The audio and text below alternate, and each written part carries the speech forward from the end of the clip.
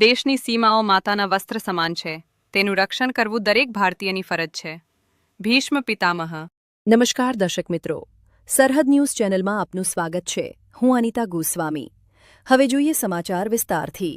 વાવ થરાદ જિલ્લાના Tharad Deesa national highway પર મંગળવારે કર્ણાસર અને રણછોડજી ગોળિયા વચ્ચે આવેલા કર્ણાસર પાટિયા નજીક ગમખ્વાર માર્ગ અકસ્માત સર્જાયો હતો.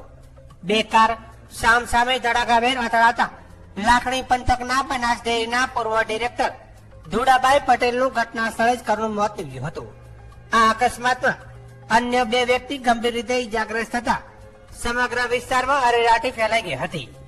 પ્રાપ્ત માહિતી અનુસાર થરાદ ડીસા હાઈવે પરથી પસાર થઈ રહેલી બે કાર વચ્ચે અચાનક જોરદાર ટક્કર થતા અકસ્માત સર્જાયો હતો.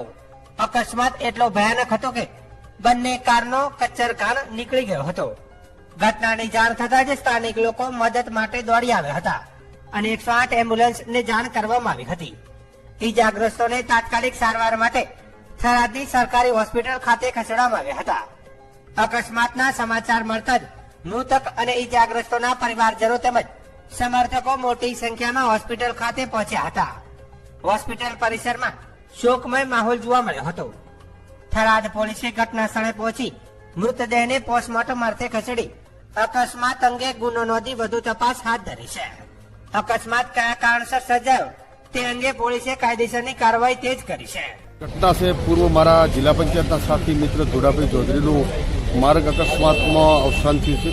સાથે એમના ભત્રીજ ભરતને પણ ઈજાઓ થઈ છે. પરંતુ આ નગરોળ તંત્રની બેદરકારીના કારણે એક સાઈડ જ રસ્તો છે અને સિંગલ રસ્તો હોવાના કારણે સામે ગાડીઓ અથડાઈ અને ચૌધરી સમાજના આ વિસ્તારને ભયંકર ખોટ પડે એવા આગેવાન ગુમાયા કે માત્ર ને માત્ર તંત્રની બેદરકારીના કારણે વારંવાર અકસ્માતો થઈ રહ્યા છે. છેલ્લા કેટલા વર્ષથી તમે સૌ જાણો છો કે આ રસ્તો બનતો જ નથી અને તંત્રના અને કોન્ટ્રાક્ટરની મિલીભગતના કારણે ભયંકર નુકસાન થઈ રહ્યું છે.